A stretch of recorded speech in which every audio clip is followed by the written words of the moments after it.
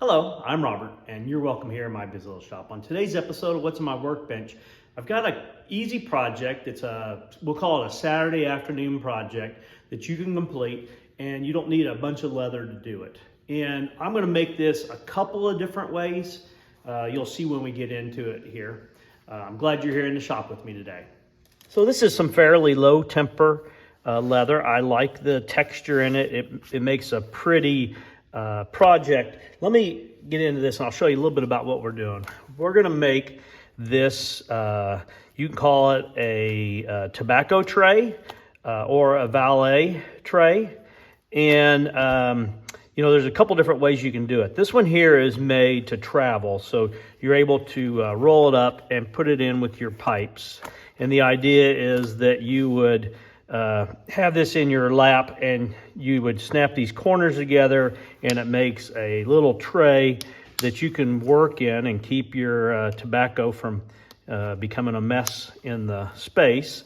And then when you're done, you can actually tip this up and create a little funnel and pour it back into the pouch, anything that fell out of it. And so it sits like this. Now, this is meant to travel, so it's got snaps so it can break down. You could sew the corners. I've seen where people have done a decorative sewing of like a little triangle in each corner. I've made it before with Chicago screws, with double cap, rivets. There's lots of different ways. And this one here, it's got some body to it since it's folded up here. You could also make it out of 2 layers. I've made them before with 3 layers, 2 thin layers so that it's finished on the outside, doesn't have the suede finish on the outside, with a smaller square in the bottom to give it some structure. That would be maybe a place on the side table when you get home to toss your keys so you know where they're at. So I'm going to start off, and this one here is pretty good size. I've made, most of my valet trays have been smaller than that, but I'm going to start by cutting a 9x9 square out of this chocolate brown oil tan leather. Probably one of the harder things to do when you have leather that's soft like this is to get a nice straight cut on it. If you start pushing with a knife, it stretches the leather some. So a lot of times I'll use a roller cutter on this leather. And I think I've got a fairly square corner here. I'll check it. And line up on here and see, that's a little bit off. We'll straighten this up here and get it square as we can.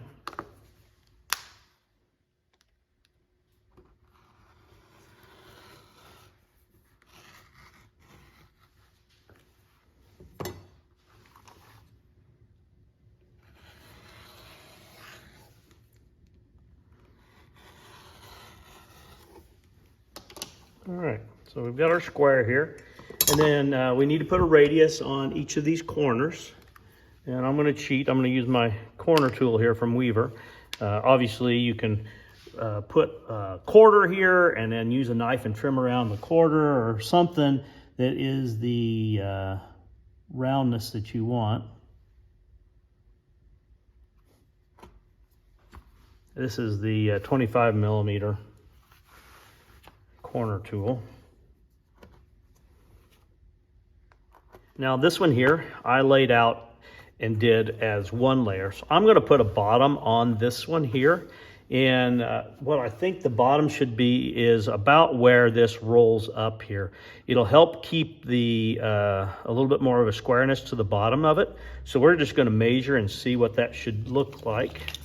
And looks like we need about I'm going to call it a 6.5.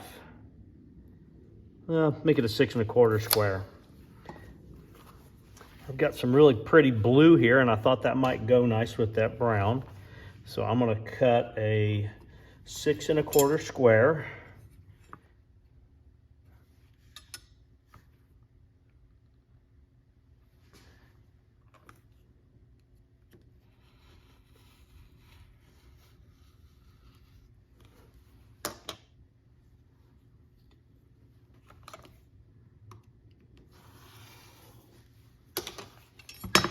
Okay, I got my square here, And I'm gonna put a radius on these as well.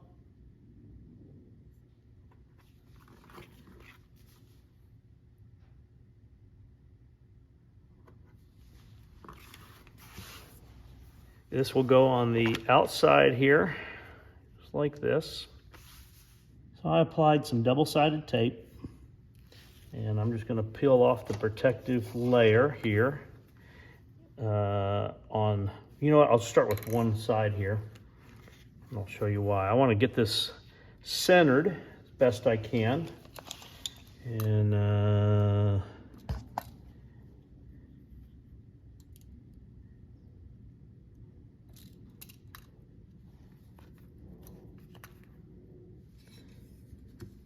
I'll just check, see if I'm sitting square here. Maybe twist it a little bit. Okay.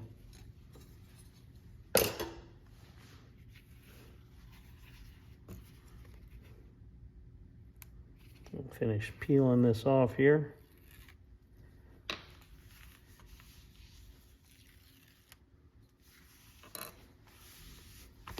All right. So it'll fold up like that. And you can see already that it makes the bottom a little flatter. And a little line around here to follow with my stitching chisel.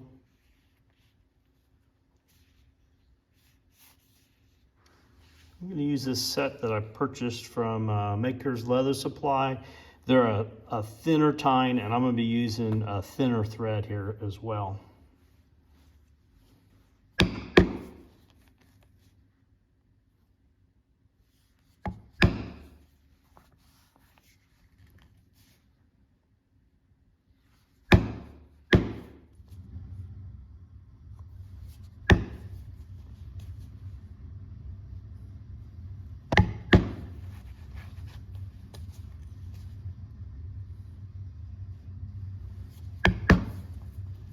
And I'm just using my stitching chisel to follow that little crease.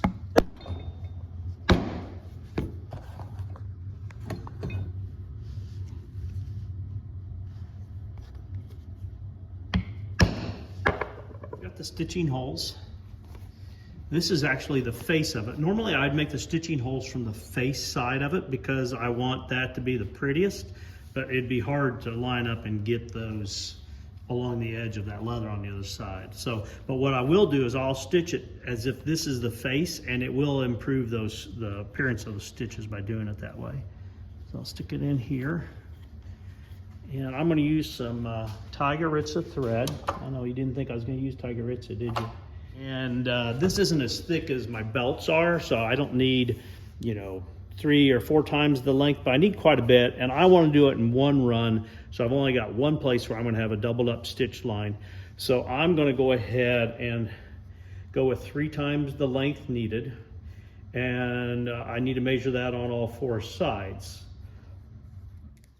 So 3 times the length times 4, it'd be 12 times the length. There it is. So 1, 2, 3, that's 3 times the length, and then I'll double that down, so that's 6 times the length, and then I'll straighten that back out and I'll go double that, and that should give me 12 times the length, and then a little bit of extra. You know, I'm not going to start in the corner. I'm going to come out here about 1/3 of the way across. My feeling is that anytime you have something going on at the end of a run or a corner, it draws your attention to it more. So I'll start out here about 1/3 of the way across, and I'm going to just do a saddle stitch through here. And I'm leading from this finished top side.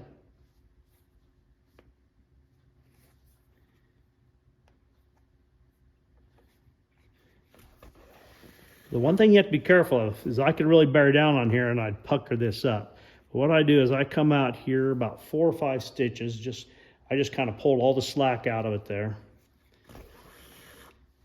And I'll put in 4 stitches like this.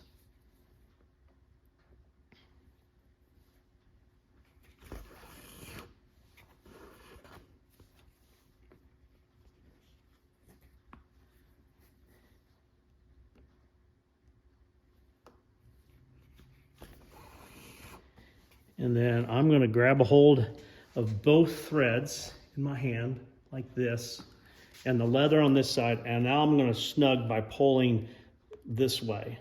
And that will pull them down tight, but won't wrinkle it down. If I snug this way, this would all accordion in, and I don't want that to happen. So I'm gonna not bore you with every stitch here. I'll finish up this stitching, and when I get down to finishing off the end of it, I'll show you how I do that on a piece of leather that is pretty much a finish on both sides. And the stitching is doing some work here, but it's not, you know, a terrible amount of work. So I'll come back when I'm ready to finish off my last stitches. All right, I've got a few more stitches here, and I'll have completed this part of the project.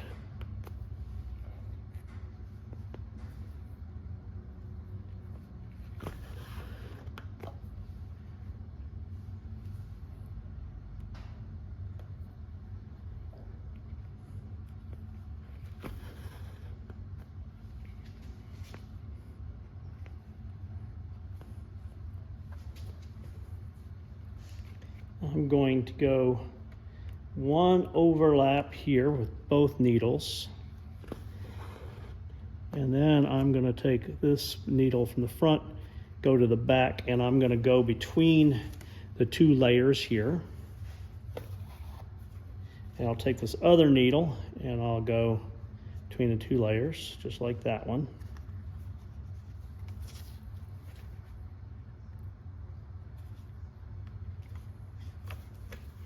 And this is fairly small thread. I'll just tie a square knot here. You can see I wasted plenty of thread, but it's not good to run out before I get there. And I'll take my thread zapper here, and I'll just melt these threads here and create a little bit of a blob on the back side here. And that'll keep that knot from pulling through. I think it looks pretty good. I used that thin black Tigeritza thread here, and I think it's disguised pretty well on both sides there.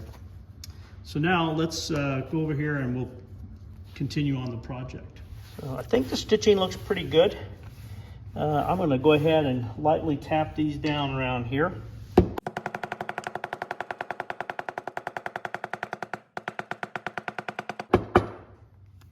That flattens the stitch out a little bit. It relieves some more of that pressure. There was a little bit of pucker that's gone now.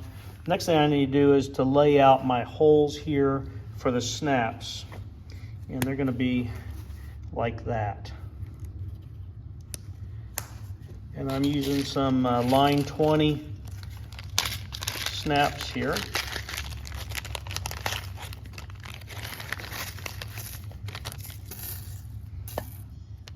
Playing around a little bit here, I've come up with what I think works pretty well for this. You could make a little guide on the corner here out of, you know, some stiff cardboard, and then have the spots marked.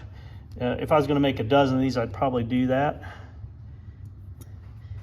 I'll leave here about 1/8 of an inch from the edge, lined up on the 1 inch mark here, and then I'll just put a little mark in the leather. That's where our hole will go. So I'll work my way around the leather here doing that, and then I'll come back when I'm ready to poke those holes. I'll do the same thing this other way.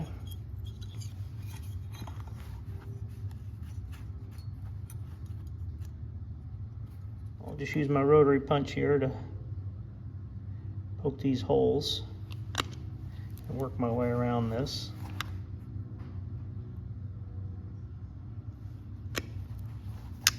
All right, so I'm set up here, and we'll use the little anvil that goes on the cap side. This is on the back side, so it's flat, so I'll go right on the countertop here.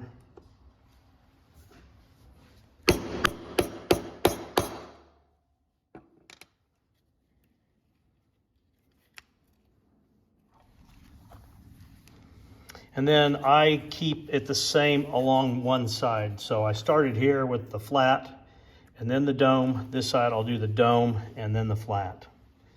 I think that makes sense. So when you roll this up, it looks the same way visually.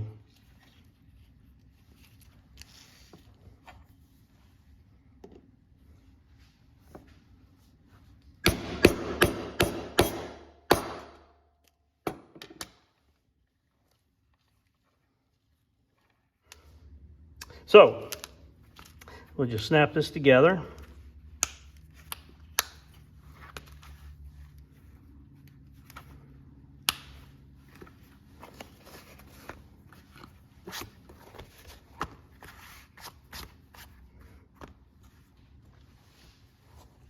So I've got the one without a liner on the bottom and the one with a liner. So it's a little bit more stiff. I don't know. I guess if I was going to pick it up and move around with it, then I might want the liner on there. But if I'm just gonna have it on a firm surface, my lap or whatever, then probably unlined. All right, so here you go. Really a pretty simple weekend or evening project.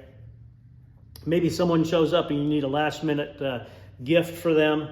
So I think it would work good for that. There's not a lot of time invested in this.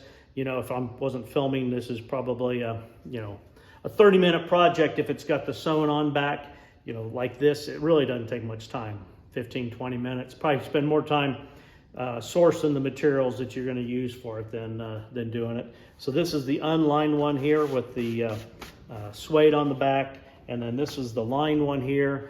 The brown leather, I believe I got from Montana Leather.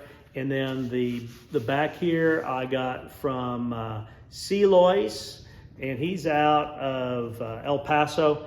And I believe I bought this leather here in Waco last year. So I think it looks pretty good. You could use Chicago screws if you weren't making this to be taken apart and transported. You could use double cap rivets. You could just put a stitched line down on each corner here.